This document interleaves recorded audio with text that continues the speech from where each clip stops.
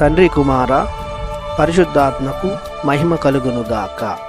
ఈనాటి జీవవాక్యం. దేవా, మమ్ము ఉద్ధరింపుము, నీ ముఖకాంతిని మా మీద ప్రకాశింపచేసిదివేని మేము రక్షణమును బడియుదుము. కీర్తన 80 వచనము 3. క్రీస్తునాథుని అందు ప్రియ సహోదరి సహోదరులారా, దేవుని బిడ్డలారా, కీర్తనకారుడు ఇశ్రాయేలు ప్రజలను గూర్చి అనగా దేవుని ప్రజలను గూర్చి ప్రార్థిస్తూ దేవుడు వారిని ఉద్ధరించాలని, ప్రభు ముఖకాంతి వారిపై ప్రకాశించడం వలన వారు రక్షణను పొందుదురని వివరిస్తున్నాడు. ఉద్ధరించడం లేదా పునరుద్ధరించడం అనగా కోల్పోయిన దానిని తిరిగి ఇవ్వడం లేదా పొందుకోవడం అని అర్థం. అది మనుషులు తిరిగి ఇచ్చేది కాదు, కేవలం దేవుడు మాత్రమే దానిని తిరిగి ఇవ్వగలరు. అదియే దేవుని ఆదరణ, రక్షణ, కాపుదల. దానికోసమే కీర్తనకారుడు ప్రార్థన రూపంలో ఈ విషయాన్ని వ్యక్తపరుస్తున్నాడు.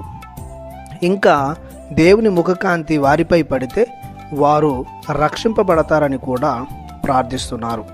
ఇక్కడ మనం ఒక విషయాన్ని తెలుసుకోవాలి.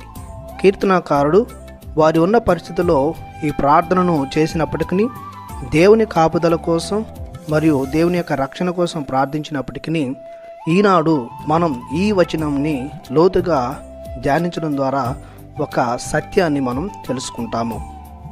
ఏమిటంటే, దేవుని ముఖకాంతి క్రీస్తు ప్రభుని అని అర్థం. క్రీస్తు ప్రభువే స్వయాన పలికి ఉన్నారు, నేనే లోకానికి వెలుగు అని.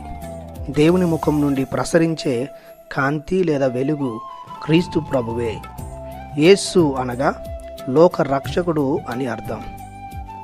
దేవుడు మనుష్యులు కోల్పోయిన రక్షణను, నిత్య జీవాన్ని క్రీస్తు ప్రభువు ద్వారా పునరుద్ధరించాలనుకున్నాడు.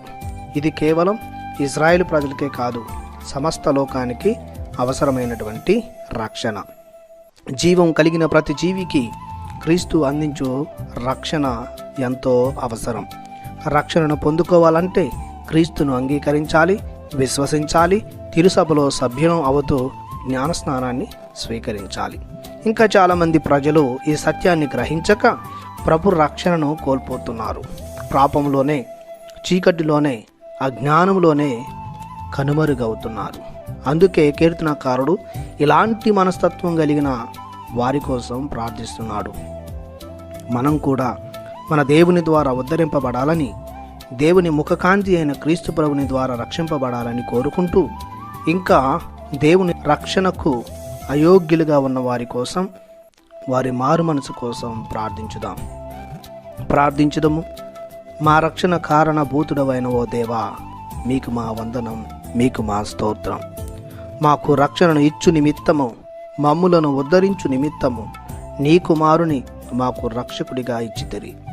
అలాగనే ఇంకా ఎవరైతే క్రీస్తుని తెలుసుకోక విశ్వసించక ఉన్నారో వారి కోసం ప్రార్థిస్తుండగా వారిపై దయచూపి వారు కూడా కుమారుడు యేసుక్రీస్తు ప్రభు వసుగు రక్షణను పొందుకుని విధమున వారిని కూడా మరల్చమని నీ కుమారుడైన యేసుక్రీస్తు ద్వారా ప్రార్థిస్తున్నాము తండ్రి.